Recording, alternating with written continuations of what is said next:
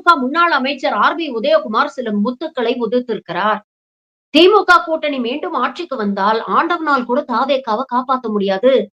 தாவேகாவும், அதிமுகவும் கூட்டணி வைக்கணும்னு தான் கட்சி தொண்டர்கள் விரும்புறாங்க.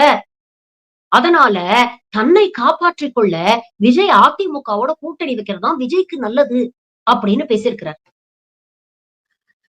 54 ஆண்டுகளாச்சு அதிமுக அப்படிங்கிற மிகப்பெரிய திராவிட இயக்கத்தை டாக்டர் எம்ஜிஆர் அவர்கள் தொடங்கி. இப்படி 54 வருடங்கள் பாரம்பரியம் மிக்க ஒரு கட்சி, தமிழ்நாட்டை நீண்ட நாட்கள் ஆட்சி செய்த ஒரு கட்சி, ஒரு கவுன்சிலர் எலக்ஷன்ல கூட நின்னு ஜெயிக்க துப்பில்லாத விஜய் கிட்ட கூட்டணிக்காக கெஞ்சி நிக்கிறது எவ்வளவு பெரிய அவலம். அப்போ விஜய் உங்க கூட்டணிக்கு வரலன்னா உங்களால திமுகவை வீழ்த்த முடியாது. அப்படி வீழ்த்தக்கூடிய சக்தியை அதிமுக இழந்து விட்டது அப்படின்னு நீங்களே ஒப்புதல் வாக்குமூலம் குடுக்குறீங்களா?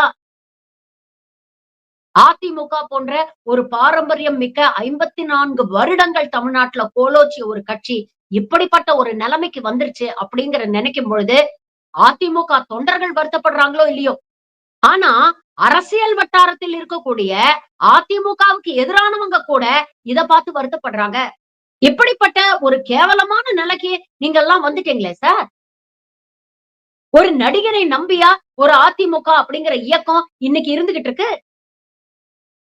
அந்த நடிகனுடைய வாக்கு வங்கியை நம்பியா நீங்க இவ்வளவு நாள் அரசியல் பண்ணிருக்கீங்க. இவ்வளவு நாட்கள் திமுக வர்சஸ் அதிமுக அப்படின்னு தான் அரசியல் களம் தமிழ்நாட்டுல இருந்திருக்கு.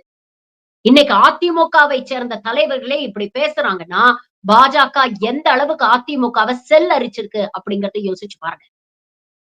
இந்த கூட்டணி எந்த ரூபத்துல வந்து ஆட்சி அமைச்சாலும் அது பாஜகவுடைய ஆட்சியா தான் இருக்கும்.